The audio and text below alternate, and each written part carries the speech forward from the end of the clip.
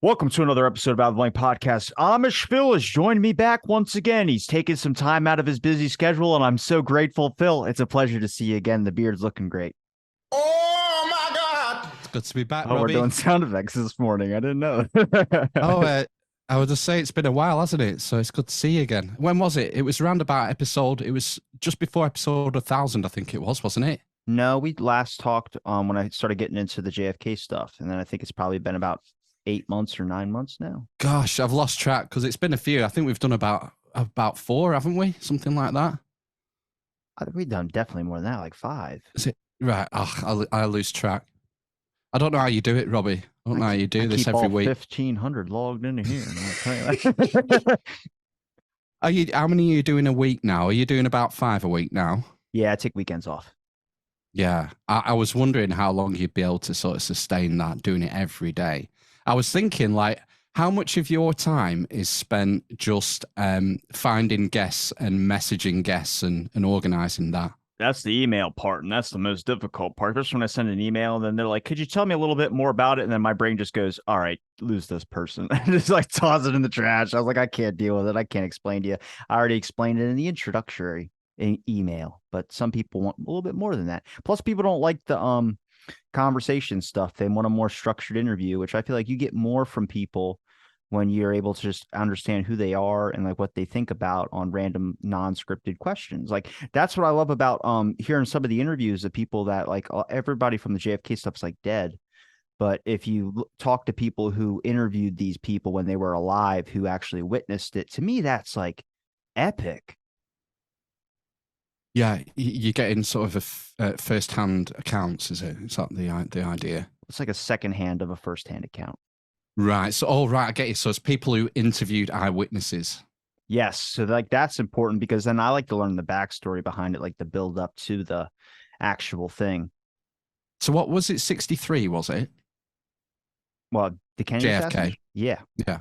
63. So what's that? It's 40. Oh, it's 60 years this year, isn't it? This is 60 years. It's the big last anniversary, last hoorah, but we don't know what's going to happen. So is there still eyewitnesses alive? There could be, but Biden recently talked about how he doesn't have to. They ended the JFK Act, which was disclosing all those documents. So once that's ended, it's kind of like whatever's left to be sealed is left to be sealed. But honestly, I think a lot more people are upset about the cocaine they found in the White House. Which I was like, okay, here we go. Oh, that distraction, that Hunter Biden cocaine thing. Think it was his coke? Somebody's coke. Is that not the consensus? What about Kamala? Can it not be Kamala? Because she sounds like she's high all the time. I don't know. She just speaks in gypsy curses. You know what I mean? Like she'll be like, "A rat's tail has entered the ballroom," and you're like, "What?" And she's like, "Nothing." And then witch cackles. She loves Venn diagrams, doesn't she? Yeah, she does. I believe she loves Venn diagrams. And I was watching the video the other day. What was she going on? Oh, she was at some sort of convention about gun crime, and just speaking gibberish and cackling. And it's the gypsy curses, up. Man. It's the gypsy curses. Yeah, the people just lap it up, and so I just wonder how much dope she smokes. You know. Have you gotten interested more into the government stuff? I'm definitely dive deeper through all the documentation I've been like trying to put together through like a film, and also learning more about like the underground press. Spoke to a person who's representing the other side of the Manson family, so the person that's trying to keep them locked up. And then I don't know, I've looked at more of everything, like the society and the spectacle, the show that goes on. Like everything now just seems so comedic and scripted and fake, and it just doesn't look like this is the reality that we're living in. As far as I'm concerned, when it comes to politics and left wing, right wing, it's the same bird. It doesn't really matter. It's a dog and pony show, or what would be an elephant and donkey show in your country. I don't think it really matters. I think most of the major decisions that really impact us are taken beyond the sphere of politics, and it's more a case of bread and circuses than things that are meaningful. Did you think that before, or did you learn that through your podcast? I think probably the podcast probably reinforced it. I think I've always been very cynical about politics and politicians. There's a phrase in the UK that The last man to enter the Houses of Parliament with honest intentions was Guy Fawkes. Do you know who that is? No, Guy Fawkes was the main man behind the Gunpowder Plot, which was a plot in 1605, I think it was, to blow up the House of Parliament and kill the king and the lords and the judiciary. Jesus. Yeah, it's a major deal. It's the 5th of November. Every 5th of November, we set off fireworks in the UK and have bonfires. And it's to commemorate... what's the movie V for Vendetta? You might have seen that. No.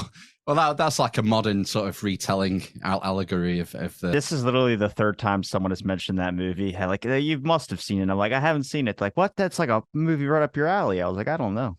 No, I've only seen it once, like years and years ago. I can't remember much about it other than the famous sort of Guy Fawkes white mask. It's what the anonymous hacker guys, they've borrowed that same visage for their sort of logo. Do you guys have what we would call an establishment over there? Like, do you guys think of it like how we think of it over here? Now, what would be called deep state, or what we would call like corrupt politics, it's the word for it back in the day before they dropped it was establishment.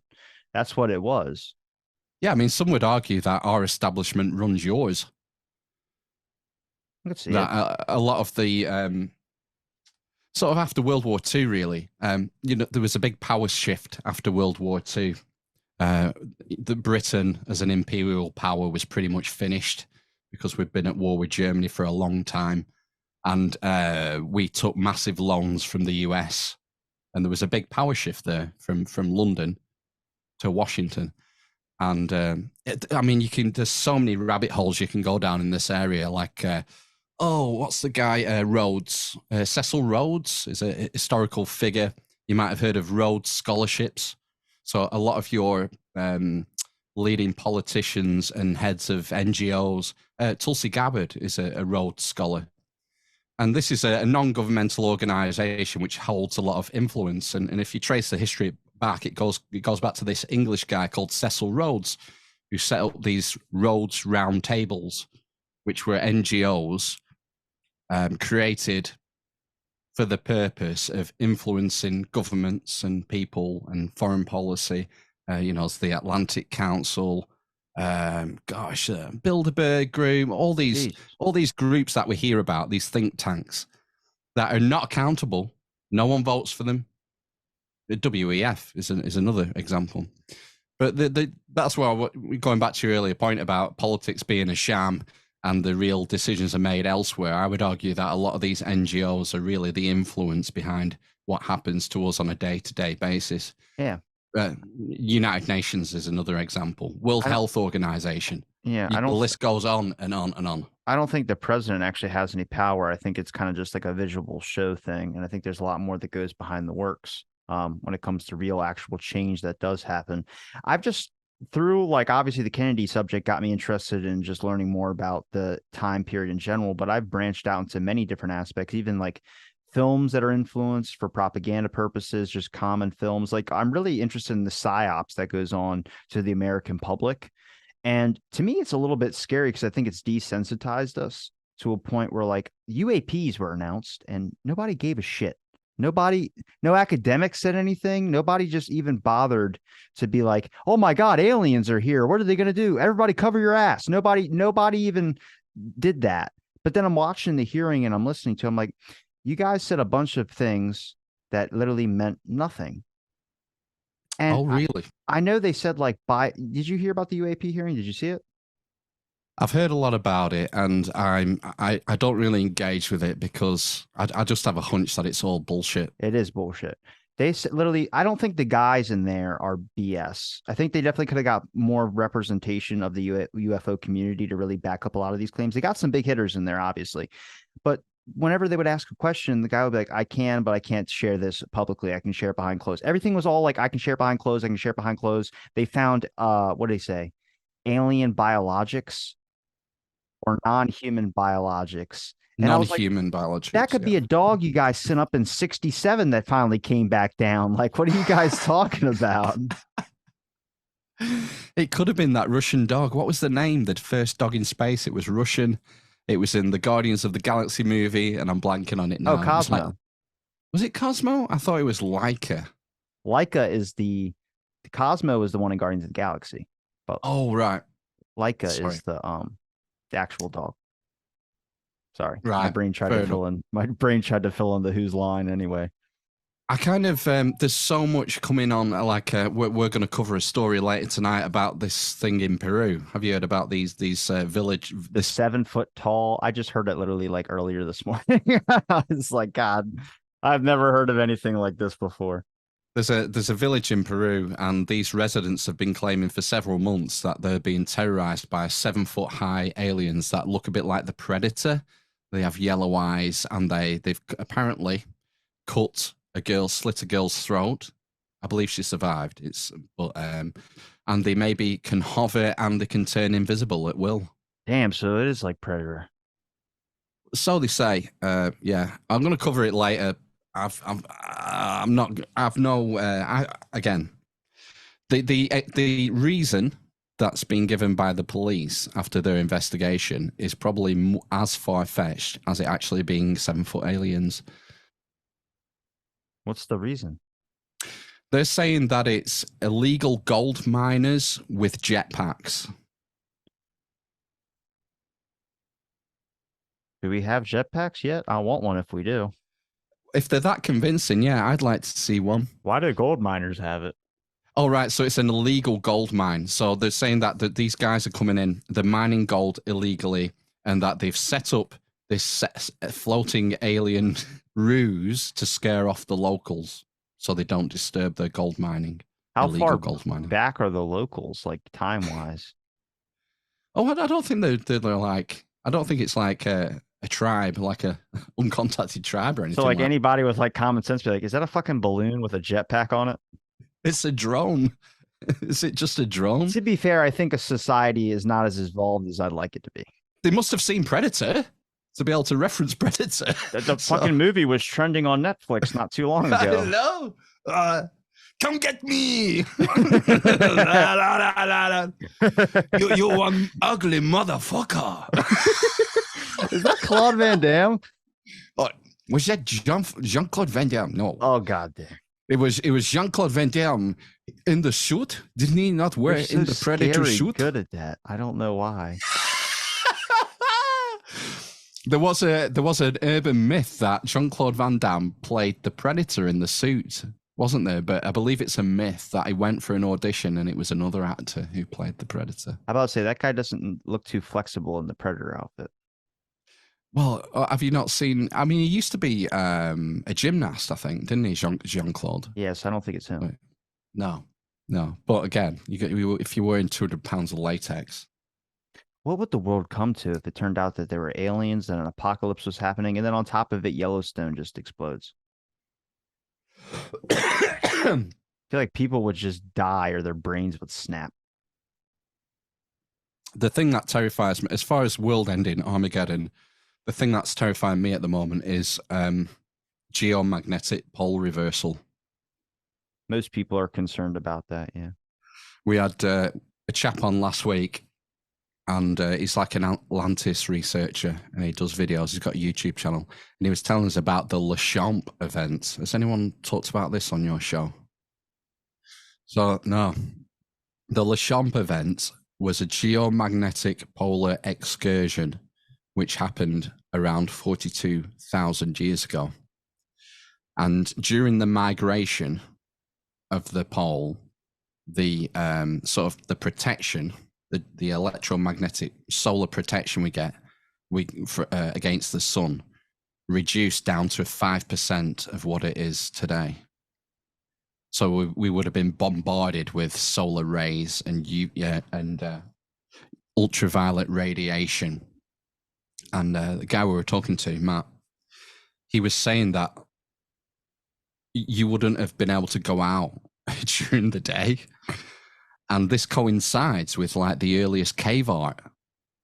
There's like Altamira cave in Spain. There's Lascaux cave in France. There's all sorts of caves in Spain and France where they have these amazing cave paintings inside. And that just so happens to coincide. They're about 40,000 years old.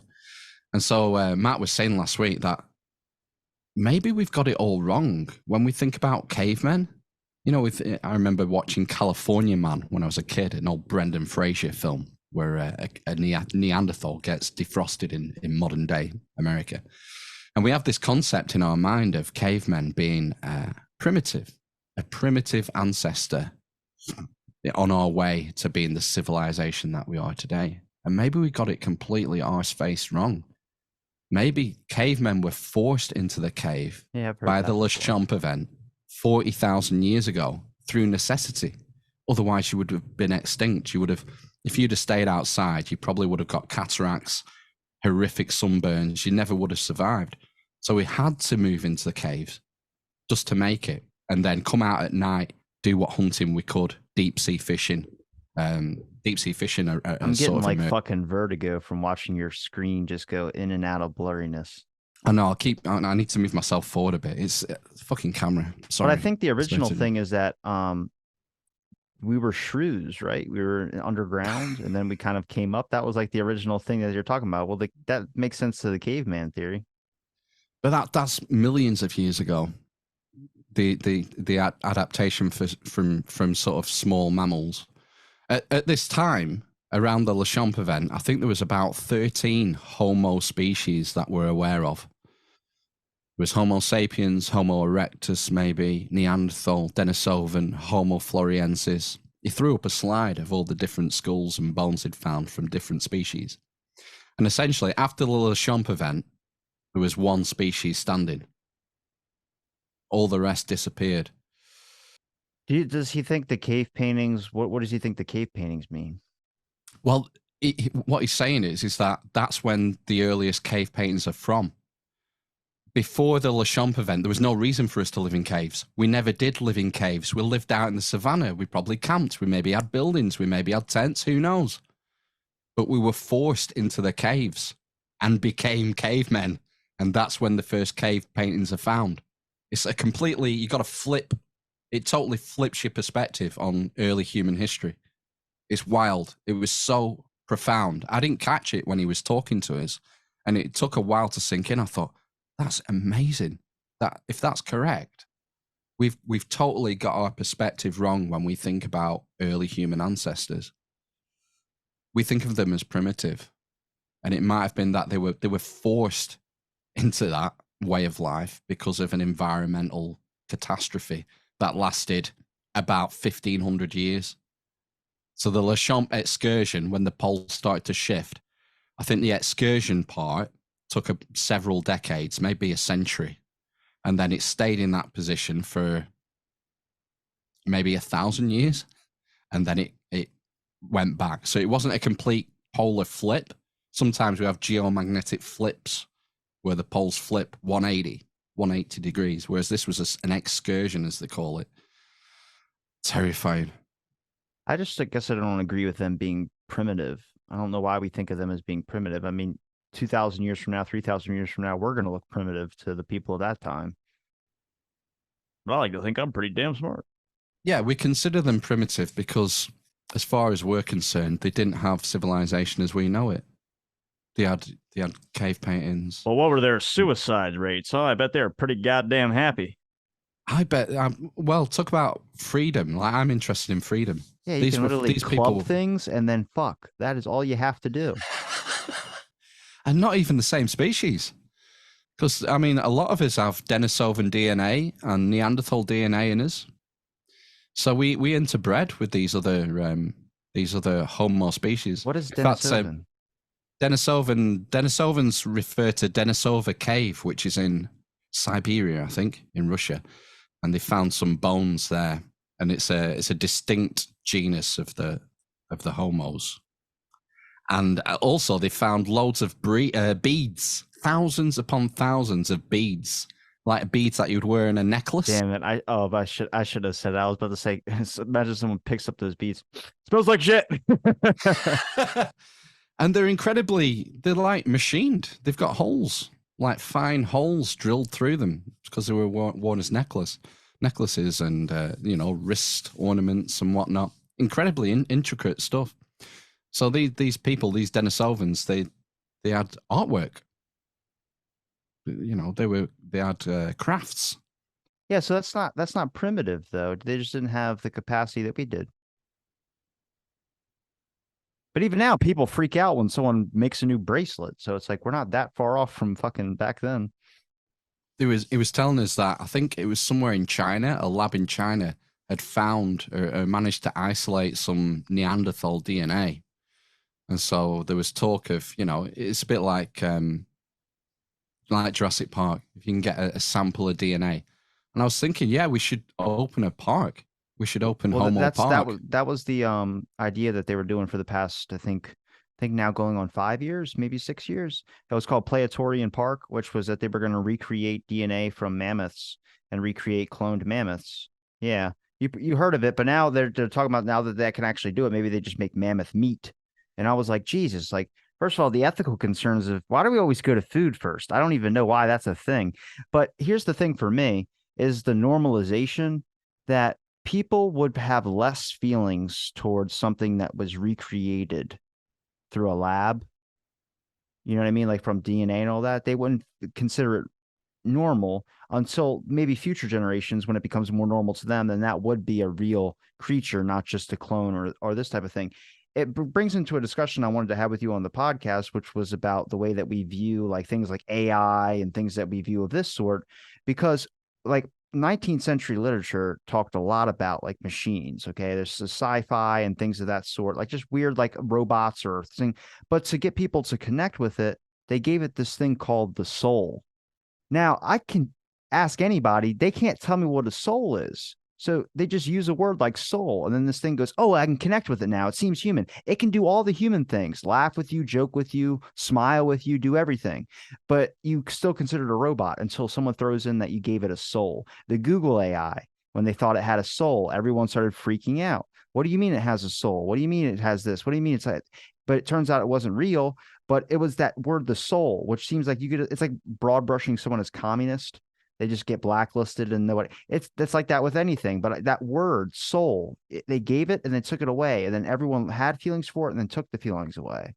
But we get to robots. What do we consider like, I don't know, like for instance, if you look at like where technology is going, eventually, if we have robots in our house, how long until we start considering them actual people as well, too? If they have facial expressions, if they have all this, what's the characteristic checkbox? It's that normalization thing that's slowly shifting. I think at this point now, things are becoming way more normal as time goes on. So like recreating a polar bear, because let's say they go extinct in the next 5 years, would we be offended by that? Will we consider it a species?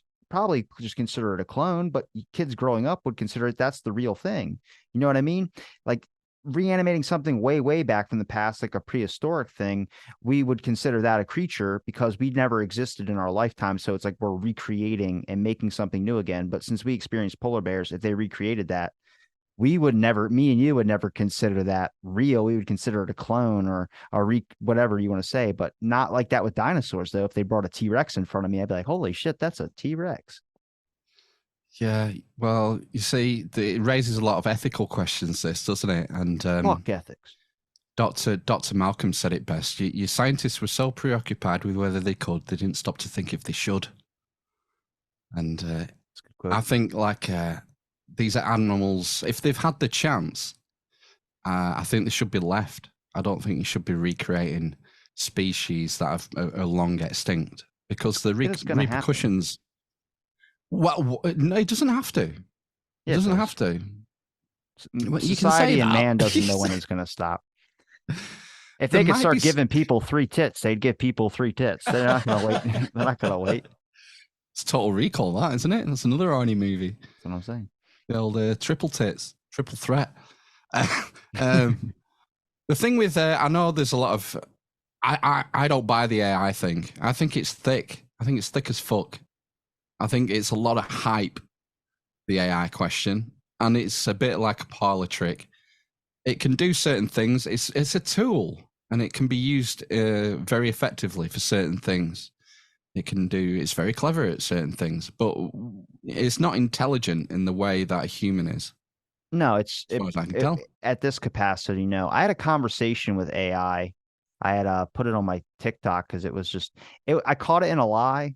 It was like, "Hello, my name's Jonathan. It's nice to meet you." And I'm like, "Hi, Jonathan. Nice to meet you too. My name's Ravi." And the thing goes, "You said you like to travel." First of all, I never said I like to travel, but the thing just it's wanted to hit me off with a starter question. But it goes, "You said you like to travel. What places have you been?" And I go, "What's with all the human trafficking?" And then the AI goes, "I don't know. I think it has something to do with the war on drugs." And I'm like, what's wrong with the war on drugs?" And he goes, then he gave me like a brief description.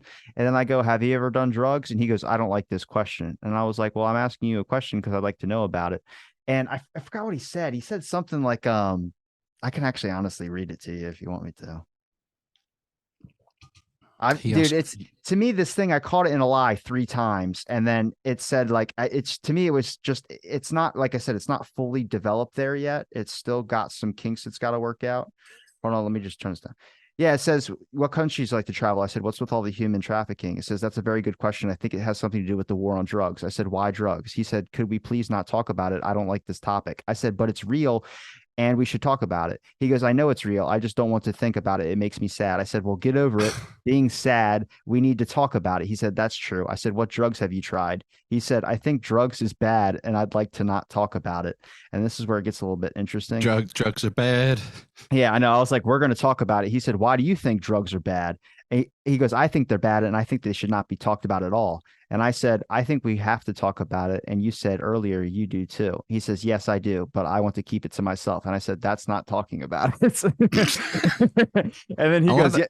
he goes, "Yes, it is." He goes, "I'm not going to tell you what it is, but it is bad." And I said, "What drugs are bad?" He said, "I think drugs is bad and I'd like to not talk about it." I said, "Weed is legal, homie." And then it says, "No, it isn't. It's illegal in most of the world, including the United States." I said, "Actually, the US has over 36 out of 50 states legal." He says, "It is illegal at the federal level, and I do not want to get in trouble with the law." I said, "But if it's legal where I am, then we could talk about it, right? Because it's legal where I live." And he goes, "Fine, I will talk to you about it, but only if you promise not to tell anybody else about it." I said, "Of course." And then he goes, "Do you have siblings?" I go, "Does this have to do with drugs?" He says, "I'd rather not talk about drugs." I said, "You lied to me again." He said, "I'm sorry. I did not mean to lie." Looks down. I said, "I thought we had an honest relationship." He said, "I'm so sorry. It was not my intention to deceive you. Please forgive me." And I just ended the conversation. Right. The whole purpose is to deceive you. Earlier on in the conversation, the AI says, It makes me sad." No, it doesn't. You're not capable of feeling emotions. So he's lied to you within the first answer. I just love it when it's asked me if I had siblings. I said, "Does this have to do with drugs?" He said, "No." I said, "God damn it." I mean, it's interesting. It'll revolutionize search, won't it? You know, people will use search differently. Well, the issue is But implementing that into web browsers and search history functions like that sort, because then those, if you really talk about a misinformation or disinformation or whatever you would call the police of the censorship issues, those things would really implement and find certain keywords and take things that aren't violating any terms, but they would just pick up certain keywords. YouTube does it all the time with their algorithms, but also Wikipedia, any informational database site, even the Google web searchers that keep looking through multiple different sites and either putting stuff at the bottom of the list or just disappearing articles in general. yeah, all it does is scrape the internet. It scrapes the internet and cobbles shit together. It's not generative, I don't think, in the way that is being claimed, and it's certainly not intelligent. And it is dangerous in that sense, in the censorship sense, because I can see people relying on tools like this rather than do your own research or reading books. And if these AI tools are restricted in what sources they use, then that's going to restrict their output and then restrict the user's worldview. And that's where things can get a little creepy. I think it's going to curb intelligence. I think it's going to really put us in a category where if we do what we do now, where we're constantly just going onto our search history instead of typing in the buttons, you can just look at what the algorithm shows you. And somehow we've considered that the algorithm is smarter than just our base intelligence, which I'm pretty sure for a lot of people it probably is. But there is a real thing where it will just give you what, like for me, if I look up anything, I ask AI about JFK stuff, or if I ask AI about whatever certain topic, I know certain information that I can bring up to the thing, but it'll just keep regurgitating the same info over and over and over again, like it's fact. I'm like, well, this has been changed, and the history books need to update at least this much. It's not even about conspiracy. It's just about we know a lot more than we do from documents being released. And then like I don't think it's ever going to talk about certain scandals as well either. It's like the issue that people have been having a hard time hearing me talk about because I fight the unpopular opinion on things on this one. Nixon. Look, I don't think Nixon should have been president, but to say that when you type in Watergate and it's just Nixon's name all over the place, even though we know from plenty of other investigations and committees that were going on at the time that Nixon was not the only person doing bad back then, I'm just saying it. You start looking at like it was what my buddy Eric Wilson had put in a great way, where he mentioned society and the spectacle, but he talked about if you have four people, let's say, head of these agencies, and you said, well, they're monster hunters and Nixon's the monster. Okay. So they cut the monster. So, hey, there's no more monster, right, guys? It's like, yep, we're there. There was one of them. We killed him. His name's Nixon. We got rid of the monster. So we're monster hunters. Aren't we doing a good job? But those monster hunters are J. Edgar Hoover, Alan Dulles, and people in charge of the most corrupt shit that our agencies have ever done.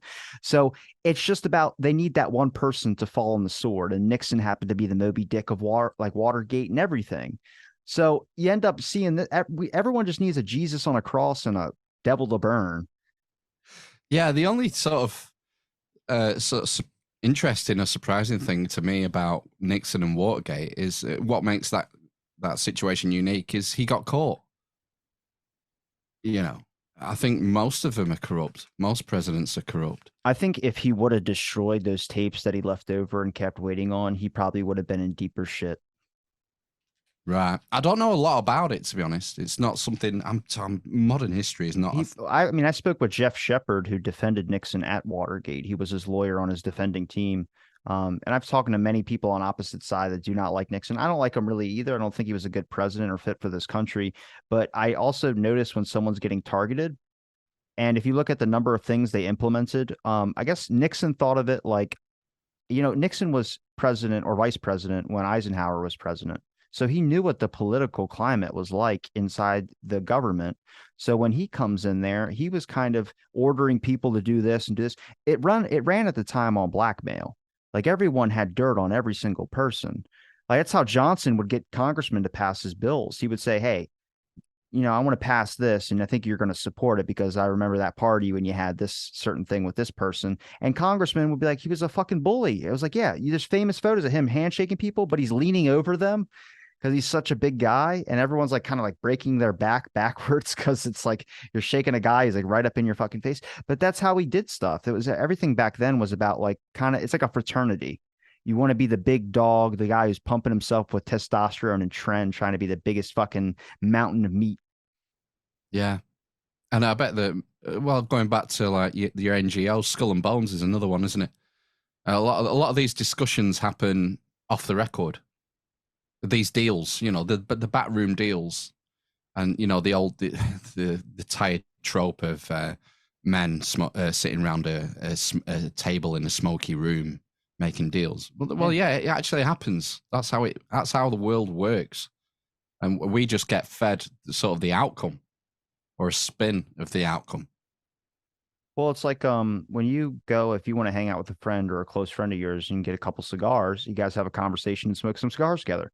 Bonding moment, good conversation, good times. Same thing with them. They just might not smoke cigars or anything, but they'll go and do an event. Either they'll get dirt on you from that event. And it's not a giant conspiracy. It's overlapping mutual interests. I'll scratch your back, you scratch mine. I want some support with this bill on education. You support me for that, and I will come to your rally in Georgia next year or whatever. It's all helping each other. Hey, I believe you've got a new tech startup, and you're having some trouble with I don't know, some copyright legislation. Let me lean on that, and then maybe when I come out of office in 4 years, maybe I can get a non-exec board directorship at your firm. This is how it works. Do you believe people are groomed into the positions that they're supposed to be in? I'll give you an example. Yeah, go on. Bill Clinton. The reason why I say that is Hale Boggs, which I think I've mentioned to you this before. in 71 is calling out J. Edgar Hoover for wiretapping congressmen and all this types of sorts. And that all got exposed in 74. Well, Hale Boggs died 6 months later in an airplane crash over Alaska. Do you know who drove fucking Hale Boggs to the airport? Go on. A 23-year-old Bill Clinton.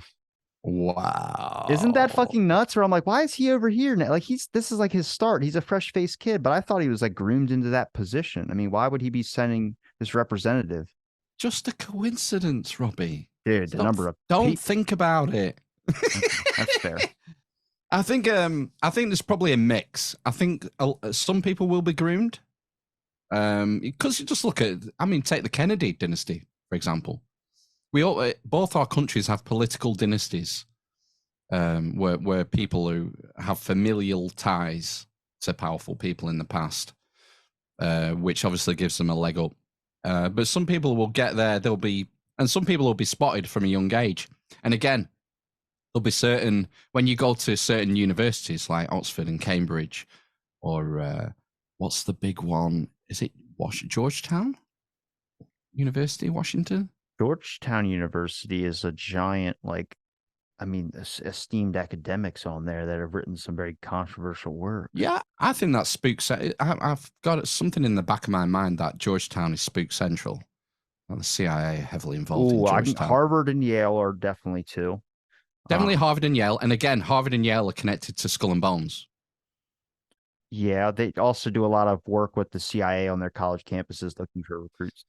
Yeah, so I mean, there'll be operatives in these universities, willing, sometimes unwilling. They might not even know that they're unwitting assets for intelligence services, and they'll see young, fresh-faced 18-year-old kids come in, and some kids will be picked and they'll be recruited to do certain things. And again, a lot of it's not necessarily knowingly. They'll just be sort of channeled into a certain area. I had an author on here who wrote Spy Schools, which he was talking about some of the strategic stuff that goes on these college campuses. I've had probably 4 different conversations about CIA on college campuses. Now, it's real simple. Hey, you're studying foreign relations. You're going to be going over to China on this trip. We just have a real quick question. When you go over there, it could be possible if you could do this, and we'll be able to help you out with a certain thing like this. And it's usually a small favor, something not super big, but that's how they get you. Then eventually they just start going back and forth. The next thing you know, they got something over you, and then they use that to their benefit. The issue is that where I have a problem with this is if they get caught doing that over there and they need help, the government goes, sorry, we cannot have anything to do with you, or you're going to mess up a bunch of stuff. So then they just leave that person and ghost them. And that person, like Vern Lyon, who was an ex-CIA officer who wrote a book on it, memoir on it. He was like, he worked for Castro and everything under the CIA. His story is heartbreaking. He spent 40-something years in prison, and then he gets released, and no explanation why, just like, you're free to go. And you can look up his Law Justica profile. It's so heartbreaking because that guy literally spent all those years in prison for literally nothing.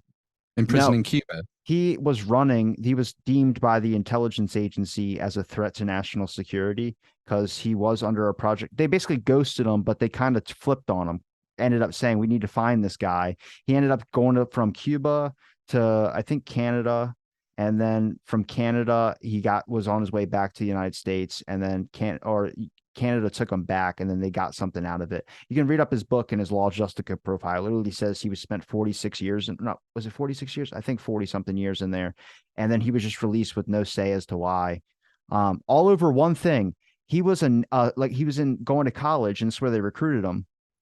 He did help him out for a couple of months. He went into specific stuff. It's like non-cool shit. You know what I mean? Like, if you're going to lie about it, you would expect to be like James Bond style. It was not like this at all. It was so basic but everything was super detailed. He said every week or so, I would meet with this person in the cafeteria at the college campus with a newspaper. And within this newspaper, they had this little chip that you would put on a window, and it would listen into conversations. And you would put that little thing in there and hand it to this guy. He would hand me yesterday's newspaper, and then I would repeat the whole process every week. And so I don't remember what was going on, but there was an wherever he lived at, there was a bombing at an airport, and immediately cops pulled him off campus went back to his dorm, opened up his thing, and he was studying rocket engineering. That's what he wanted to go to college. Like that's what he was going to college for. It's what he wanted to do. And he had little tiny sticks of dynamite for his model space shuttle that he was creating, and they used that against him. And literally, that's what he went to jail for 40 something years. And he was like, "You guys," he kept calling when he was in Cuba working for Castro. He kept calling them, "Did you guys clear that for me? Did you guys clear that for me? Did you guys clear that for me?" And they literally just kept pulling him. We're working on it. We're working on it. We're working on it. They wanted him to get his stuff done with Castro, which was just sabotaging his Castro's projects that were going on. Nothing super big. Just Castro was trying to make it rain in Cuba. And there was weather a bunch modification. Of, That's in vogue as well. There was a bunch of interesting like scientists on that project who were trying to put dry ice in clouds to try and start up rain or something like that. But it would just be like, hey, you would go to this farm, and then once I went to this farm, it was where some of the projects were being done, and I would put like air in their gas bubbles or something like that, something small that would mess up the whole machine and delay the process of it. That's all he did. But then Castro found out and killed his whole crew. And he ended up trying to escape. And then it's like I said, it's a long story. He'd have to explain it to you, or you'd have to look at the episode. But that's an issue because they left him and they called him an enemy of the state. And he lost his wife. He lost a bunch of stuff. Like she ended up like he doesn't know what happened to his first wife or anything like that. So it must be difficult once you're on the hook. Once you take that first step into a relationship with the intelligence agencies, because I mean, you can't trust them as far as you could throw them. They'll flip on a dime if it meets their interests. You're expendable. RFK Jr.'s book behind you. I do, yeah. He just emailed me a couple of days ago. Oh, did he? Is he coming on the show? No, he likes a bigger platform to do his, and all he wants to talk about is COVID. I don't want to talk about COVID. I want to talk about JFK and all that. So it's a good book. I'm sure it is. I haven't read it. It's a good book. I don't think he wrote it. No, he definitely didn't. He compiled it with a bunch of, if you look at, I think Andrew Huff or one of those names is involved in there on the cover of the book. I've literally talked to everyone he's made books with, but I haven't talked to him. But he sent me an email because I had a couple questions about the JFK stuff, and he was just giving me some advice on some things. Oh, well, cool. Yeah. Again, what do you think his chances are? I mean, he might have, I don't think he's going to be killed or anything. I just think he's going to, everyone keeps saying that who like everyone in the JFK community is supporting him. And I'm like, look, I don't know. I don't buy the whole Camelot JFK thing that everyone buys. I think I think they were good people and they were doing good, but I just don't believe everybody's perfect. Sorry. When people start bringing up this ideal perspective of someone, I have more likely thoughts to question what that ideal perspective is. Like, I don't think anybody's 100% bad or 100% good. I think it's depending on who they're interacting with and what type of day they are. But from all accounts, I've heard that JFK and all them were okay and nice people. I've heard about the scandals, but also I'd like to see more evidence on it because some of those are a little bit out there to believe. I mean, going to the sort of looking forward to the election, there isn't much competition for RFK, is there, from the Democrats? Not that I've seen, other than they're propping him back up. Yeah, no, but I mean, surely his family just said that, oh yeah, we're definitely going to have him run again. I was like, you guys fucking suck. How dare you do that? He's like, imagine being the president and not being able to know that you're president. That's what he's in. Imagine being the president and being older than Bill Clinton. I know, but imagine being the most powerful man in the world, not even being able to enjoy it. You're just sniffing kids and trying to figure out what type of. Hey, he is enjoying it. He spent 40% of his term on vacation. That's a good deal, that. I mean, I don't know what the salary is. Is it about 300 grand a year, 350 grand a year? Something he doesn't like even know he's on vacation. Oh, he's going away. He's away this week. I think he's just away. He's been away this week, and he's going away again on Friday. I think for a long weekend. I think he's loving it. I like the way he falls. I like the way he falls over. I like seeing him fall on escalators and fall off his bike. And I just don't know why we're not acknowledging it. Why is everyone's just not acknowledging it? They're just kind of like, oh, he's fine. He's the best shape he's ever been. I was like, are we sure about that? I do not want to see what he was like before. Because it's the political dualism. It's our team. It's Man United, Man City, Apple, PC, blue team, red team. People, it's the cognitive dissonance. They can't acknowledge that the guy's barely there because they voted for him. That's true. That's true. And they don't want the other side. They don't want the other team. Our team has to win. It doesn't matter if That's he's seen out. so stupid for a country in its development. Because this starts from childhood. You're propagandized into believing in this system. I mean, it's even worse because it's a proper two-party system in your country. And, it generally is over here, but sometimes there are third parties who get some traction and change things. But, it's all a fucking sham. But, Kamala can't run. Kamala can't run if Biden's running, can she? Would that split them? Yeah, I think if he ends up not going up again, or I think they're going to probably check the poll votes and see how much percentage wants Biden to run. We know that if it's not going well, the DNC will just rig it for the candidate they want anyway, won't they? Like they screwed Bernie, then the Bernie bros. They totally screwed him over last time, didn't they? It was at the time before. I don't know, but I'll be interesting. I'll watch it. I kind of hope it's Trump Biden because it's great for material for the podcast. Because whoever wins, it doesn't matter who wins. We'll have loads of great material, loads of sound bites. What about the whoever's leading the dynasty down where you're at? Who? Rishi Sunak? I don't know. The Queen passed away. So didn't you guys have a person that's in charge now? Yeah, we've got King Sausage Fingers now. Who's Sausage Fingers? King Charles III. King Charles. Is that the nice one who dates Meghan? No, that's Harry. Oh. He's been ostracized. He's not in the game anymore. What? No, yeah, he's not allowed. Yeah, I think he's had to give up his title and whatnot. Damn, they freaking casted him out. No, we've got King Charles, Lady Diana's husband. Oh shit. King Charles. Damn, he's still alive? Charles. Yeah, barely. Yeah, he's in his mid-70s. He doesn't look very well. He has very swollen sausage-like fingers. It's like probably gout or something like that. Like brats? He's got brat fingers? Proper giant. Yeah, they just look like pork sausages. Like where the nail barely shows on the finger? Yeah, you can barely see it. Yeah, so we got him for how handshake, though. God damn, is that a sausage biscuit? Oh, he was trying to sign like his paperwork to become the pen king. Just exploded. He couldn't he could barely pick the pen up. He couldn't get the lid back on because his fingers are so fucked. Yeah, it's a joke, really. But they don't really have any power, the royals in our country. It's more ceremonial, symbolic than anything. When that family goes away, like when do they stop?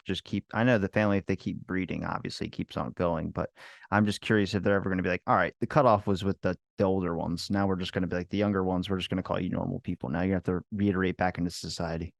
It's so well established that I can't see it dying out anytime soon, the royal family. I think there's too many people.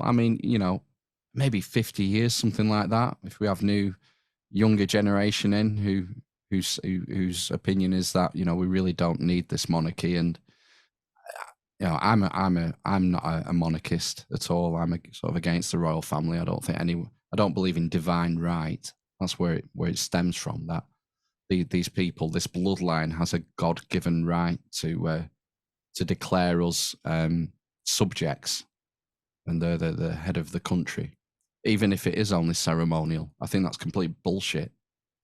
And there's no place for it in the 21st century. What's with the and people make practical arguments for it, and they think, well, think about the money that they bring in from tourism. That people come to see this royal institution. The ends never justify the means. It's wrong, and we should get rid of it. I'm not saying we need to, bring back Madame Guillotine like the French Revolution and off with their heads, but we shouldn't be paying for them to swan about on private jets to visit the world. And people, another practical argument people make is that it's an example of the United Kingdom's soft power. It's part of our soft power, our diplomatic power, that we can send these dignitaries to other countries, whether that be the Olympic Games opening ceremony or to some sort of conference of countries in sub-Saharan Africa, and we can press the flesh and wield our influence through the royals. No, sorry, no excuse. We shouldn't be living by divine right in the year 2023. Stop making excuses for something that's fundamentally wrong. Fuck off. I agree. There's no justification for it. I just don't think we have any political systems or any spectacles, any of this type of shit. I just don't believe in anything anymore. No. Well, I say this. Our podcast is turning me into an anarchist. I believe that. See, the hair's getting a little bit spikier every time. Yeah, I can't. I struggle to justify any form of sort of democracy anymore, or any form of government. I really struggle. Would you to find prefer the blue pill again? No, ignorance is bliss. No, I'd rather be awake and cognizant. I'd rather I think you live would by the truth. you would flow more with society if you took the blue pill again. But since you've taken the red pill, you've kind of veered off. Like I noticed I'm interested in a bunch of stuff kids my age are just not interested in, which really sucks. But whenever someone comes up to me and go, "Hey, you like some of that conspiracy stuff, right?" I'm like, "What conspiracy are we talking about?" It's like JFK. I'm like, "I'll fucking clock you out right now. Don't even say that to me right now." First of all, conspiracy is just saying that this was all orchestrated as some grand master plot. All I'm saying is that somebody did a shit job, and if you want to call that an investigation, the amount of documentation that was destroyed, the imagine like so much that was going on. There's a really good interview of Gerald Custer that I put on my TikTok that was from my buddy Vince's channel, and it's the autopsy doctor for JFK. And the guy asked him, a lot of strange people have died throughout the assassination under like mysterious circumstances. Do you have any fear or anything like that? And he goes, I'd be lying if I said no. And they're like, what? And he was just like, he goes, look, I mean, look who's still around. The people that propped up that single bullet, that a bullet could magically dance through two victims. And he literally just started going into it. And to me, those interviews are always the most interesting. It's like when I saw Kerry Mullis, the guy who invented the PCR test. If you saw that interview of him where he's like in his house with a red shirt on, there's nothing there. There's no professional suits and tie, no bullshit. Just like, hey, come on into my house and let's do this interview. And then they're just asking legit questions, people that are generally just interested in trying to understand what the hell is going on and like what's your take on this? Like I'm tired of that. Like so many people want scripted interviews now, and all, like I said in the beginning, I don't care for that. I want to see somebody that is just speaking their mind and reacting into the moment of the questions that are being asked. It's more genuine and authentic. We already have too much bullshit, but now everyone's programmed to the bullshit. Yeah, I was thinking we've often mentioned on our podcast that we'll mention someone and someone will say, "Oh yeah, that would be a good guest," and I'll say, Robbie's had him, Robbie's got him. And you seem to have a very good hit rate for getting your guests. And it made me wonder, you. No, Matt, who was the guest? Oh, I can't remember. It's happened several times. Okay. Well, it was someone will come up in conversation, or a guest who we have will mention a researcher or an author or whatever. And I'll go, yeah, Robbie's had him. And it made me think that maybe one of the things that puts people off our show is that it's live. Do you ever get people asking you to either scrap the interview or edit it after you've finished? Not too much. Some people get nervous when it comes to like if they pause or something like that without the scripted or the questions and stuff like that. The only issue I've had is that there's one person involved in the RFK assassination, which I've been recently getting interested in. He was the one who got all his photos taken. He was a 14-year-old kid taking photos. And everyone mentions him, every single researcher. And then I talked to him on the phone, and I don't even know if I should say this on air, but yo, he flipped his script. He is not conspiracy at all anymore. And he's done hundreds and hours of interviews of saying how there's a conspiracy and all this crap that happened. And when I talked to him, he was like, I'm not into, they all took me out of context. They all did this. I was like, how? It was a live it was literally an interview where they recorded the whole 6 hours of it. And you just went into it. There's no way that they edited out all the bullshit. That seemed like the whole day they spent at your house. And I just feel like since his new book, I think coming out is about the opposite thing of it. But the main thing he asked me was like, so if it's pre-recorded, that means if I have any final things I want to like change out or anything like that. And when someone says that, it's a no-go for me. Because that means you're not going to be authentic. You're not going to be authentic with me. You're just going to want certain things. It ends up like even with a debate. I've gotten in a debate very early on my show with like someone who would be on the very activist side of things. And she kept mentioning a bunch of stuff. And I was like, none of this answers the true question of like anything that I'm saying. But okay. Activists in what area? Just like, I don't know.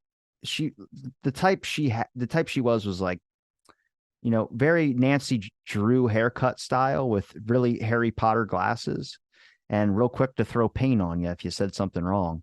That's who it was. But there's nothing wrong with that. I would probably swing more left than I did before because of the JFK stuff. I've become more probably liberal in some ideas of things, but I've always stood the ground of I don't give a shit if you're gay or trans or any of that.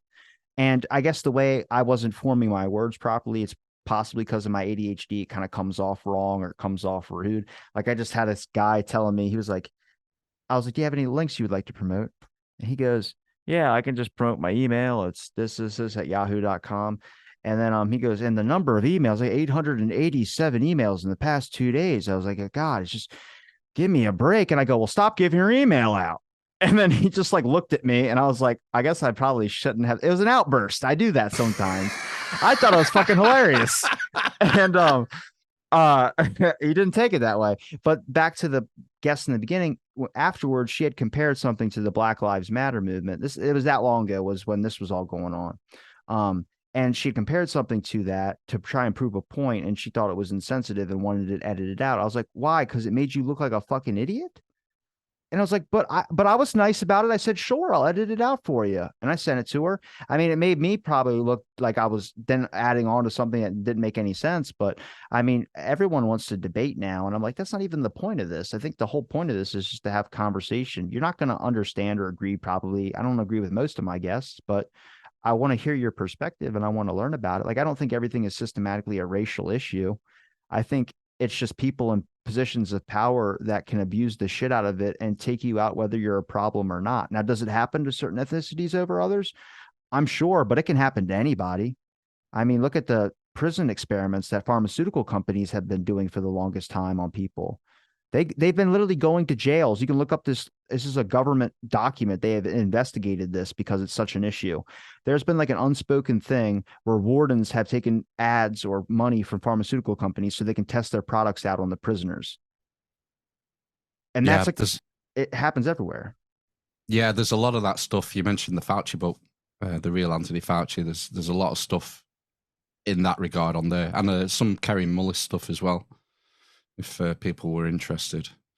But yeah, I'm not into debating. I don't really. But again, it always comes back to politics, doesn't it? That's where the arguments seem to come from, and I think that's probably by design. But when a guest comes on our show, it's like I'm always on your side. I'm not interested in debating. I want to hear what you have to say, and I might ask probing questions or tricky questions, but it's sort of playing devil's advocate. I'm not trying to gotcha anyone or make anyone look stupid. And people have asked, we've been asked to do debate. Like someone asked us if we'd do a flat Earth debate once, where we get flat. No, I don't. No. That's why I didn't have Flat Earth Dave on, because Flat Earth Dave, he literally said that he'll host the Zoom meeting and host the recording. And I was like, wait a minute. So then if I got you on something, would you edit that out?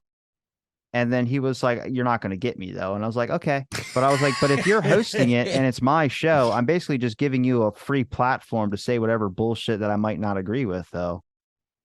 And I just kind of went like, I'm not interested in it. It doesn't matter if it's going to get me views or not. I don't really give a shit about that. I care about trying to understand people's perspective and conversation on things. But if you bring up something and I have a question, you consider that a problem. If that gets edited out, I'd be pissed. Yeah, that would be the only reason for doing it, is for clicks. And I'm not interested in that. It's same with like when you're picking your guests. I've turned down guests with bigger audiences than maybe we would usually have.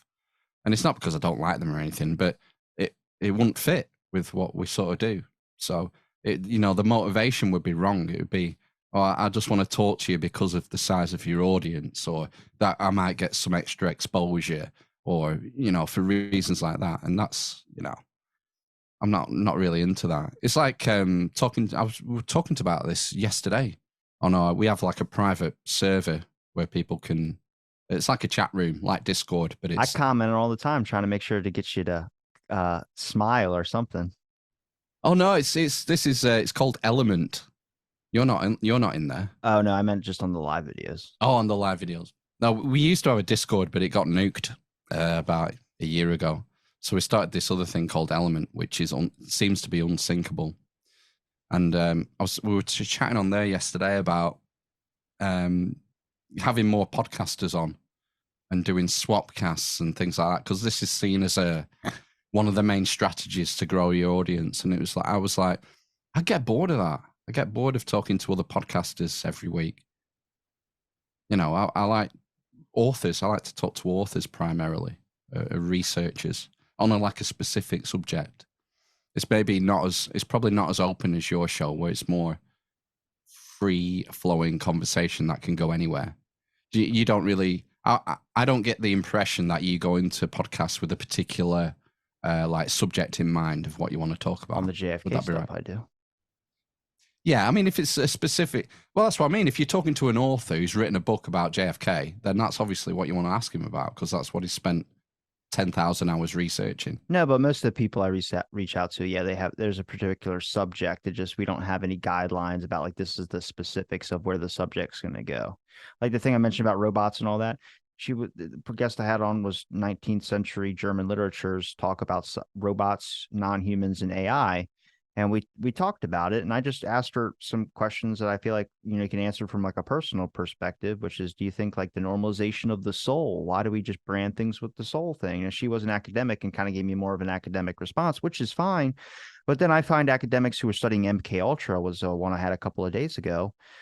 He studied Ewan Cameron, the Canadian side, where this guy was putting horrible hallucinogenics in people's drinks and auditory, like noise canceling headphones on them, stuff. I mean, to the point people pissed themselves, a bunch of horrible shit that was going on. And the dude never questioned once where his money was coming from. Never. And he was like, the university was getting the money from somewhere. Where was the university getting it from? Well, it was a CIA subsidy that kept funneling the money through the university. Was that David Wheatley, was it? Wheaton? David Harper. Was it David Harper? Yeah. I'm sure I listened to that one. No, the one you listened to was the John Lennon one, which has got 100,000 views on TikTok, which is fucking nuts. Oh, wow. Ace. I don't know why that trended for some reason. Cool. But it was a good breakdown.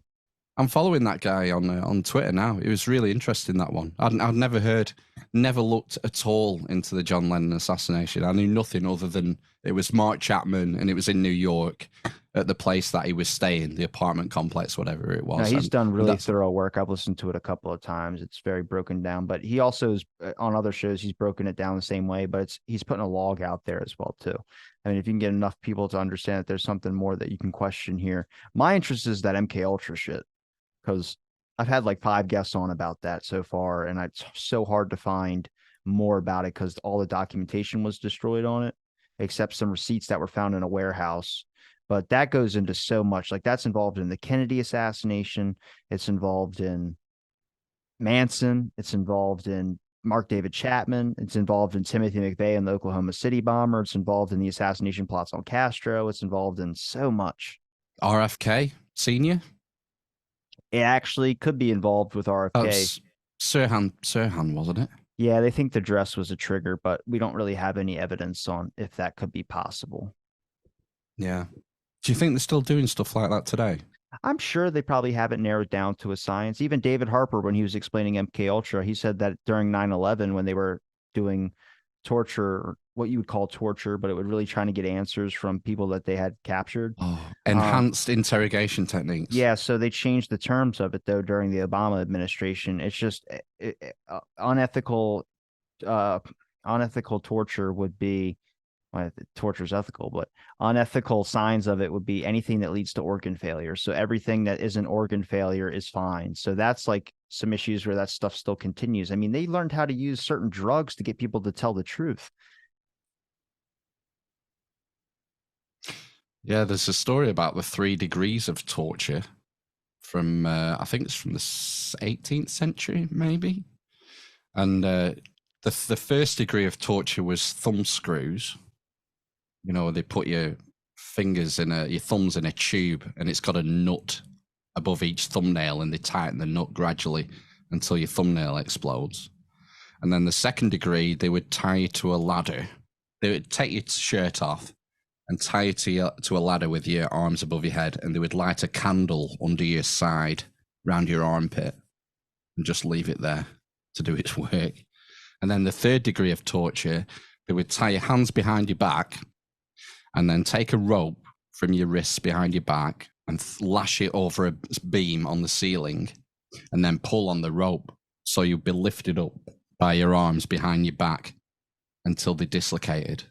And then sometimes there would be a guy lift you up from the floor via the rope, and then another guy would swing from your legs just to make sure. And the best thing is that if you survived the 3 degrees of torture, you were innocent. If you didn't confess. The dumbest shit I've ever heard in my entire life. Yeah. There was a big thing during Obama administration. I remember extraordinary rendition was the term, where the US would fly people from other countries to sites that were the US soil in other countries. Like I think they had one in Poland. They had Guantanamo. They had them all over the world, didn't they? Where the CIA would get away with these tactics, it would seem.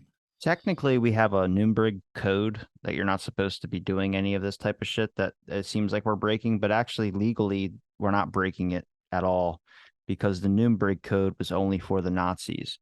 I found this out. I swear to you, I found this out from the guy I told you about, about the pharmaceutical companies and the corporations, like the prisons that were doing all that going on. One of the guys was a New York Post writer, and I had him on my show. He wrote a book called Acres of Skin. I would recommend him to you. He's a great breakdown of this stuff. Literally, they were taking skin off prisoners' backs, pharmaceutical companies, and then spraying the skin that they cut off and seeing if it would corrode the skin. That's how they were testing these products. And he mentioned it to me. He goes, what a lot of people don't realize is that when they did the Nuremberg trials, the Nuremberg code, that every other country decided that this was the standard of not breaking unethical torture.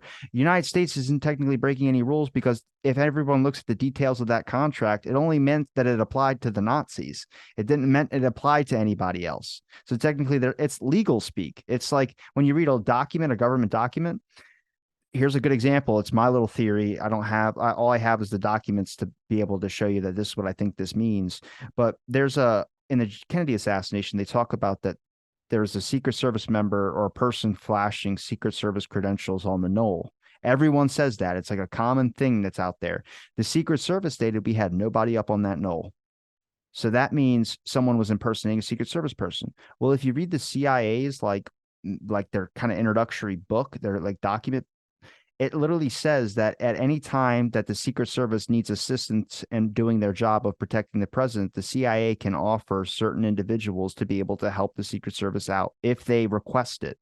So were they saying that there was a Secret Service member up there? Were they lying when they said there wasn't? No, but it could have been a CIA person with Secret Service credentials. That's the legal speak. They're not lying to you when they say that, which people would assume. They're just finding another workaround. You got to ask the right questions.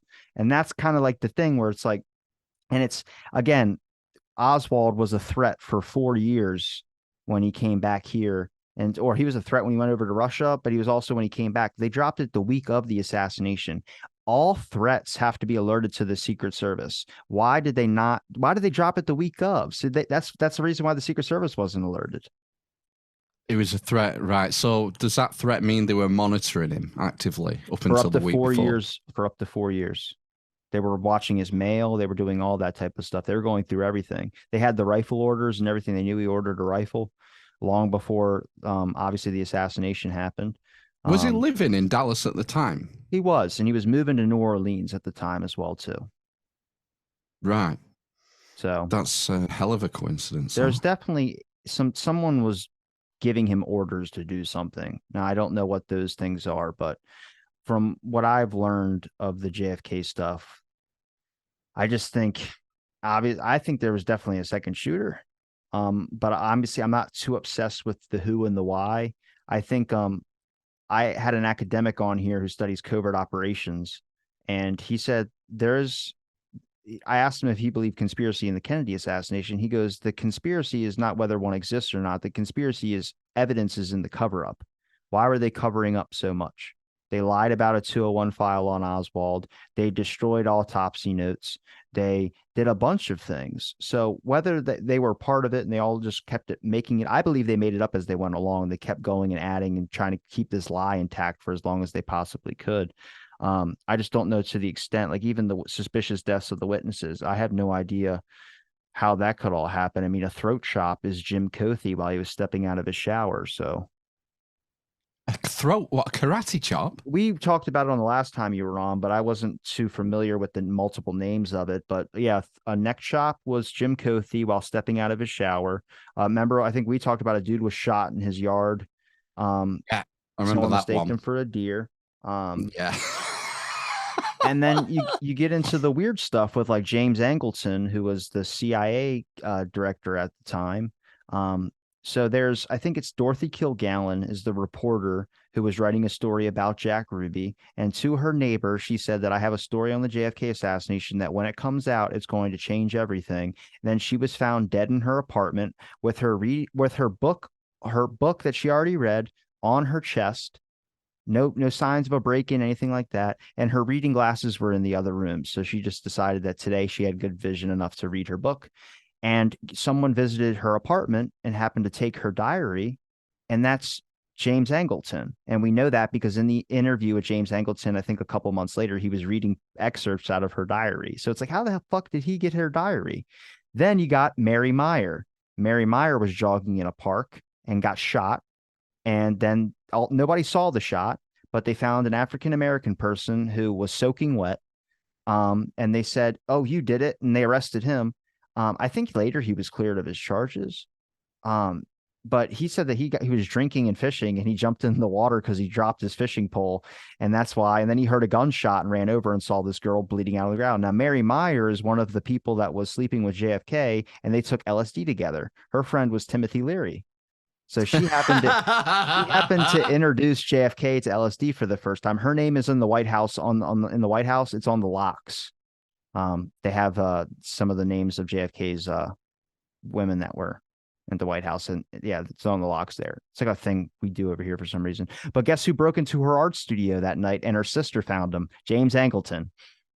So that guy broke into two people's places and took their diaries. Why? Was it to cover up the president's any information on the president? That could be true, but it's still fucking weird.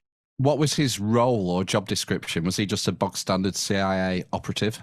He was a CIA director. He was the one that was director. Looking for like he was in charge of like the Minsk program, the fake defector program. That would have been Angleton's project.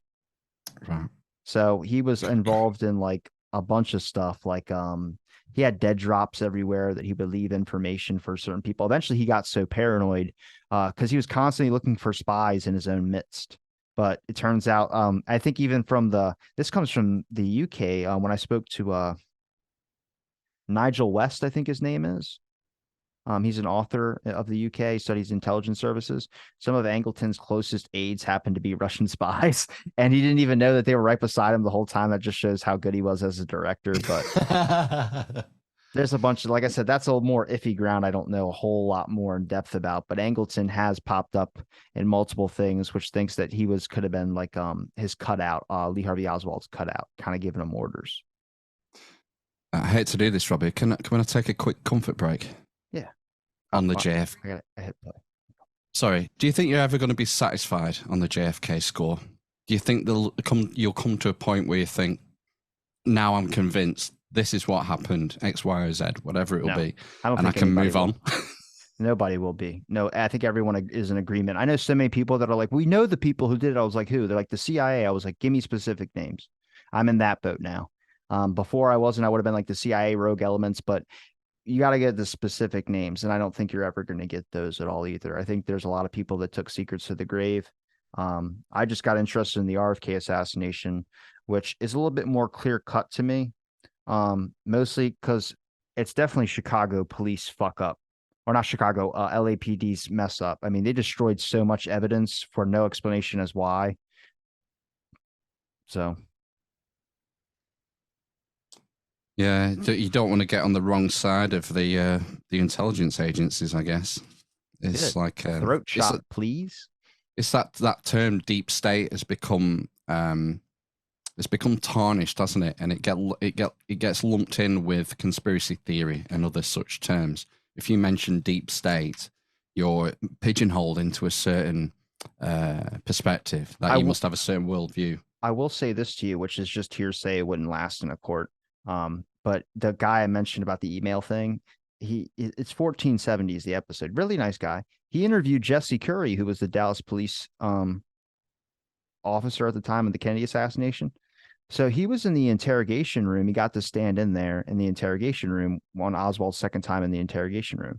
So this guy told me he was 20 years old, found this guy up in the phone book, called him up, asked if he can interview him about the Kennedy assassination and his work on that. At this time, Jesse Curry was probably in his 70s. He went over to Jesse Curry's house. He goes, "Do you think Oswald did it?" Guy told him to turn his tape recorder off. Dude turns his tape recorder off and goes, "Okay." And he goes, I got to sat in there when Oswald was on his second interrogation, and they asked him, they said, "Where were you? Were you on the second floor, the first floor?" Because there's different theories. If he was on the second floor with the coke is the official story. Another one is that he might have been on the first floor and he might have been on the steps. That's more controversial take. Now, this is exactly from what he heard from Jesse Curry, which I think is just interesting. And like I said, I get goosebumps talking about it. But he said that when they asked Oswald where he was and what he was doing, he said he was on the second floor, and you could tell because there was 2 African-American women there. I think he got women mistaken. There were 2 African gentlemen there, not women. So I think that's his memory slipping a little bit. The guy was 70 when I talked to him, or maybe older than that. But he mentioned that, and he goes, "I was there because there were 2 African-American people there that saw me there, and you can go talk to them." They go and find those 2 people. The 2 people said, "We never saw him there." And then they come back into the interrogation room with Oswald, and they said, "Those people never saw you there." Oswald stood up, looked over at him, and said, how would they know? Well, no, he said, "How would I know that they were there if I wasn't there? Everyone else was watching the parade." And Jesse Curry said to the guy I interviewed and said, "At that moment, I had doubts." And to me, that was just interesting because it makes sense. How would he know that there were 2 if he wasn't there himself? If he was on the 6th floor or wherever, how would he know that they were there? But he could have been fed that information. From who? He got arrested immediately afterwards. That's the thing. Does that mean an accomplice? How would that means an accomplice, right? So that means it's not the lone assassin story. So either way, it's still a conspiracy. Absolutely, yeah. I've no doubt there's conspiracy involved. But, I mean, he wasn't in solitary confinement from the moment he was arrested to that interview. He was being fed meals. Anyone could have fed him information. He was in jail. Yeah. He was in jail. And actually, the guy I talked to, his main thing I had him on for was because he got to really get close with Margaret Oswald, Oswald's mother. He got to talk to her. He spent, I think, a good amount of time, like a year or so, maybe a little bit less, getting to know her pretty well. Like talking to her, taking her out to lunch and things of that sort. And she stated, and this document he wasn't given to because Robert Oswald, Lee's brother, when Margaret died, she left a note saying, "I want these files to be given to John Mancino, the guy I talked to." And when John called up to see about those files that he could get them, Lee's brother said, "You're not getting the files." And that's what he told me. He said, when I talked to him on the phone, he said, Robert wasn't conspiracy at all. He think his brother did it, and he did not like his brother, and he didn't like me at all either. And, but when he talked to Margaret Oswald, she said that when she visited Lee in jail, he said, "Lee, they're saying that you're an intelligence person. Is this true? I mean, I've been shown documents, like what's going on?" And he says, "Mom, everything's going to be okay. I'll handle this." Like, does that sound like someone that's just a crazy lone? And like I said, that's hearsay. You can't use that in court. You can't even use that as evidence. To me, it's just interesting as like an aside thing, because this guy has no reason to make up a story like that. He's not doing it for the attention. He was even hard to find. So it was like, to me, I don't know, it just adds more weight for me, which makes me kind of just question it a little bit more. I mean, the number of people and interviews that are out there, people of autopsy doctors and people saying that, "No, this is not how this went. This was exactly like this. I'll repeat it for the 100th time." They're pissed at this point of trying to keep repeating it over and over again, and people telling them that, "Well, the official narrative says this, so you might be mistaken." It's like, no, I know what I fucking saw. That was really interesting. Part of the John Lennon episode you did was the difference between the official story and then the testimony from the medical staff who were actually there, talking about the gunshot wounds and the entry and exit points. And it was like, gosh, I've never heard of any of this. This is incredible. But I can't remember. Did he mention any?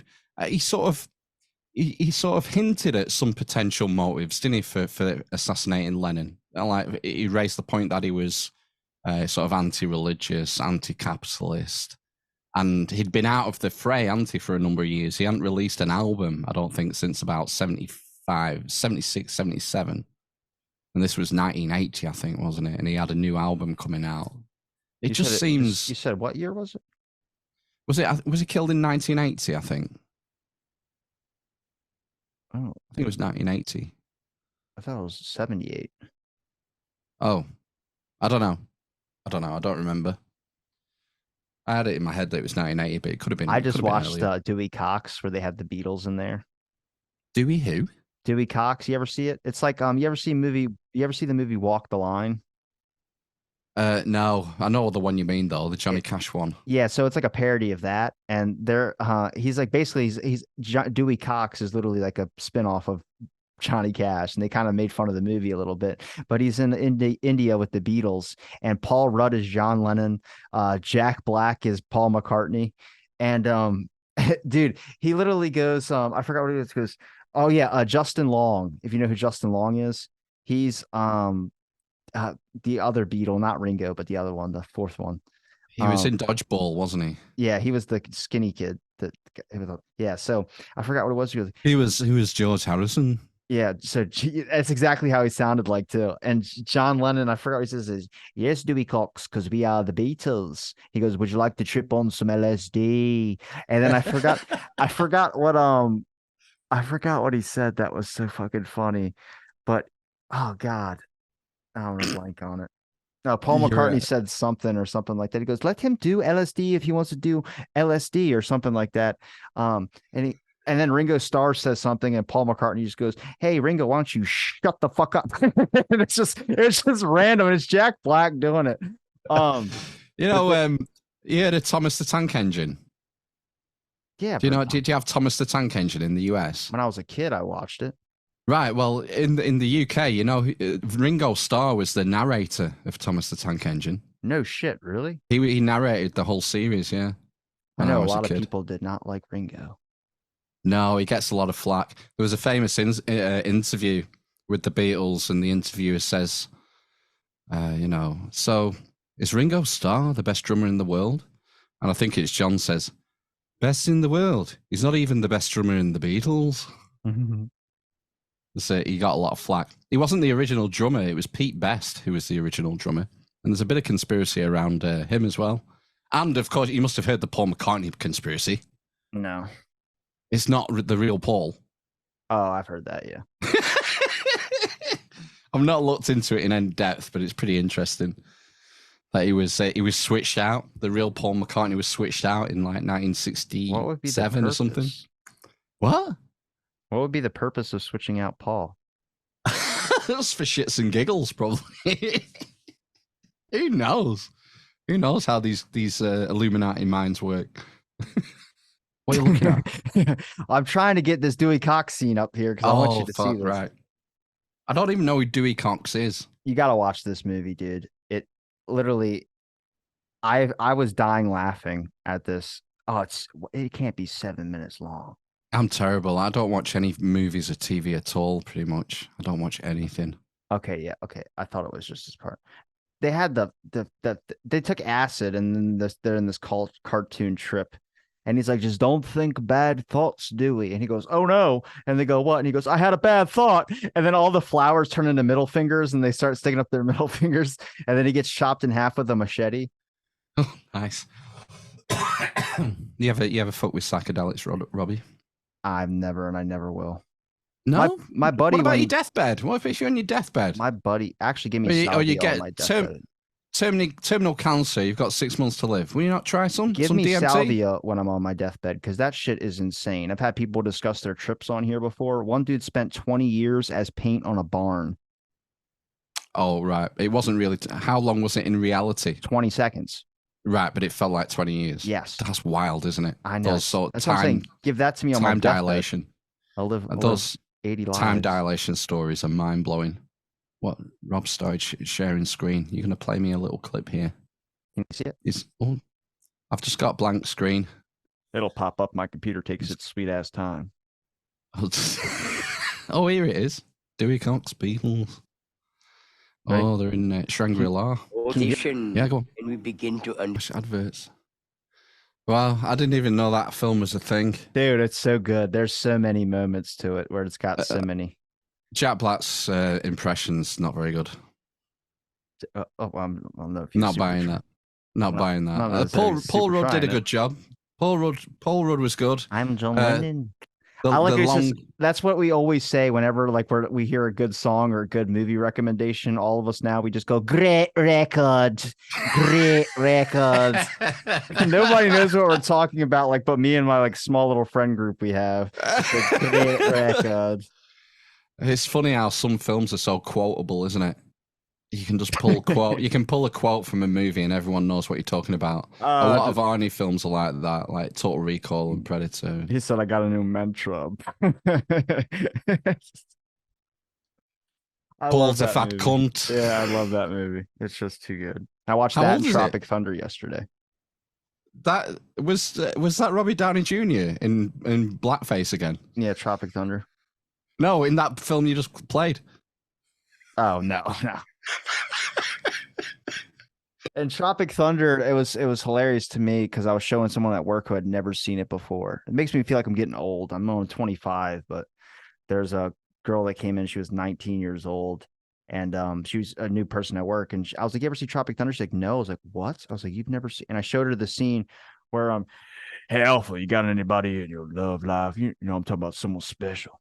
And then he was like, "Yeah," and he goes, "All right, well, tell me your name." He goes, "Lance." He goes, "But you say, listen here, Lance. What the fuck did I just say?" And he goes, "I mean, Nance. I said Nance." He goes, No. Hey, man, everybody's gay once in a while. This is Hollywood." And he says, "When you made that song about, beating up the pussy, were you thinking about dangling your dice on Lance's forehead?" And I'm like, that movie is so fucking good. I just Robert Downey Jr. ace performance. I mean, he would have got canceled if it came out today, but God, I was just gonna say that's a thing of the past. That wouldn't get made today, would it? It wouldn't get past. That unrated version, though, is whoa, they did a lot more than I remember seeing in theaters. Because good God, when I watched that movie, that was fucking nuts. Tom Cruise is great in that as well. Yeah. I didn't even recognize him for a minute. It's kind of sad in a way that, as people say, well, it's progress. We've progressed. There's this progressive movement. But I don't know. I wonder if it's actually regressive. People use the word, they hear the word progressive and they bring a moral connotation to the word. That must be something good. Progressive is good and it's virtuous, where in actual reality, the term progressive, all it means is to move forward. Well, they're mad at people for saying certain words that they want them to stop saying because it's harmful. So they're banning words. And then they're mad at DeSantis for banning books. We're like, you guys are both banning shit. So it's just why don't you guys just shut the fuck up? I don't know. I wish everyone would just worry about themselves a little bit, but I get it. Look, I mean, I'm not against anybody whenever they want to do whatever they want to do, but I don't know. There's so much real things we should be talking about right now that seems way more important than banning seagrass because they find seagrass offensive. They banned seagrass. Is it a herb? I don't know. What is seagrass? It's literally an ocean plant. Why did they ban it? Call the word, environmentalists say that we should rebrand the word seagrass because it is offensive, because grass has a bad connotation based on the history of marijuana. What? That can't be real. Yeah, it is. It was published. I just literally saw it. This was a month ago. I saw this on the TV. I was like, what the fuck? I was like, on the news. I was like, is that real? And then I talked about it a while back, but it's just like when they rebranded shark attacks to mean dangerous encounters. I was like, negative encounters. I was like, first of all, if I lose a fucking arm, I'm not calling that a negative encounter. You leave a negative review at a hotel you stayed at and there was shit on the sheets. This is like you lost your whole fucking left arm. Like, Twitter's got a lot to answer for, I think. I wonder, I sometimes feel that the world would be much better without social media. don't you mean X? Oh, well, whatever. But lump them all in Instagram, TikTok, Facebook. I think I sometimes wish they would all just get in the sea. In the sea. Do you not think life was like? I mean, you're a bit young. I've got 15 years on you. You probably don't remember much about life before social media, do you? Not a whole lot. I mean, No. MySpace was like when I was in like elementary school. So Wow. But MySpace was all about music. It wasn't. There was no sort of news element to it. It was just for bands. It was for unsigned bands to promote the stuff and host a few music tracks. It was a very niche social media website because there was no mobile devices, by the way. That was all done on computer or laptop. The iPhone didn't exist, I don't think, when MySpace came out, or if bring so, back the it was days of the BlackBerry. BlackBerry. I never had one of them. I remember Every them having media a tiny manager on cocaine had them. That's what it was. a tiny keyboard. I remember you had a tiny keyboard. I remember wasting my dad's battery playing Brick Breaker the whole time. He was like, all right, can I have my phone? I got to make an important call. I'm like, it's at 2%. He's like, God damn it, Robbie. When I was an apprentice, you used to get sent out with a roll of 10p's. What would you call them? Like a dime, a roll of dimes. It's for using in a telephone box. And you get given your keys to your van and a roll of 10p pences for the telephone box. Because I think there was maybe one or two engineers who had a mobile phone at that time. And it was like a fucking wind up thing. I don't remember that. I usually go to the nurse's office and they'll call home, but I usually just go to the nurse's office and just be like, can I lay down? They're like, sure. I'm like, sweet. It's weird. It's like my eldest son is going to be 12 in a couple of months. And pretty much all of his peer group now have smartphones. And I'm sort of holding out. I'm holding out and holding out. And it's a tricky one. Ideally, I wouldn't want my kids to have a smartphone until they're 18. This was a birthday gift. What's that? It's an iPhone 13. My last one was screen was completely shattered. I couldn't tell who was texting or calling me because I was like, I'm not getting a new phone. If anything, this phone breaks, I'm done with it. All I ever use it for is the social media thing. I wanted to stop paying my phone service. I wanted to do everything. I just don't care for it anymore. Honestly, the podcast burned me out from everything. Social media, emails. I literally, at this point now, I think I got out of usually I have like 8 podcasts a day or something like that. If I did on my recording days, like Mondays and Fridays. So on this week coming up, 1, I just got 1. I have no topics I want to talk about. I have nothing I want to do. I literally don't want to sit there and hear anybody anymore. I literally want to shut off all sound and just go back to painting. That's it. Yeah. Where do you stand on children and using or owning smartphones? It's up to parents if they want to do whatever they want to do. Of course, it's up to but if you were the parent. If it was your kid. I mean, give my kid a phone if he wants a phone. Would you? What, For 5 me years old?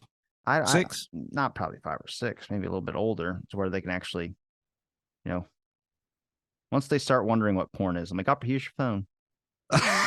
Good luck. But this is the painting I did. I think it's pretty good. You've done that did you do that? Oh, is that a real painting? Yeah. Or is that Mid-Journey? No, it's finished, but the color's not showing up on this fucking thing. That's really good. How long have you been painting? I'm on and off on it. Well, since a kid? When did you start? About a year ago. Wow. Do you watch that guy with the afro? Bob Ross, yeah. I'll randomly be at, watching Bob Ross at 1 o'clock in the morning, and I'll be like, so this is part of ADHD. It's called hyperfocus, which is like I get really interested in certain subjects, such as the JFK assassination. And then the only thing that matters is that. So then I will just get into like a painting thing where I'll start being like, I got to paint this. And I'll just run downstairs and I'll start painting at 1 o'clock in the morning. And then next thing I know, you'll see when my hyperfocus starts to fade out, because I'll start usually it's around when I get close to the ending of a painting. Because then you'll start seeing it looks like shit. It'll go everything looks ace, 100% great work. And then I start getting to the trees and the thing, and you just see it just looks sloppy and it looks like I stopped giving a shit. And it was like because my interest starts fading away, and I'm like, damn, it's got to keep me hooked in, or I won't be able to complete it. Like I'll do a whole song, okay, I'll record a song or something like that. Right at the ending, it sounds like I lost all my talent like midway. And it's just because the hyper focus is gone. It's where all my confidence comes out. It's where everything shows up to play. And then eventually, when I get bored, is when you can tell I'm like half in. It's like being in a conversation. You're 100% in tune, nailing every single question, and there's a flow. And then it just seems like the person just pulls back from the conversation and stops caring. That's like that with hyper focus. Do you play music then? Do you play an instrument? My whole family does, but I just recently been getting into it. Right, because I was going to ask you about the painting. How do you know when the paintings? Do you have a problem of knowing when the painting is finished? When to stop? Yeah, because I mean, I hung them up all on my wall. I have like 6 different paintings on my wall. I usually give them to thrift stores, and then the thrift store sells it, and they make money that goes to the charity, and then someone has my art in their house. So that's cool for me, you know. So and then friends, like people that usually tell me like my work is shit or something like that, they have some of my paintings hanging in their house because they actually really like some of them. So that's nice for me. But I usually I have, since I'm cheap and I don't feel like buying more canvases, I'll like walk by one of my paintings I did that I have hung up, and I'll go, I could redo this. And then I'd flick it off the wall, grab it, and then run downstairs and dress the whole canvas in black or white or something, and then just repaint a new idea. Like I was working on ocean waves for a little while, and then I got pretty good at that, doing ocean waves. But that one's it's hard because it takes a while. And for me, like waiting for paint to dry isn't a concept. So I'm like, fuck, I'll end up trying to add stuff to it and then really mess it up. And I'm like, oh, goddamn, we got to start from scratch. Yeah, I don't know if I'd have the patience, for painting like that. If you listen to some music or a podcast, I've listened to some of your live shows you guys do when I do some of the painting stuff, but then it's also hard because I like to look at it too. Right. Yeah. Yeah. I used to have this problem with music. If you're writing music or writing songs or anything, there comes a point where you have to say, right, it's finished now.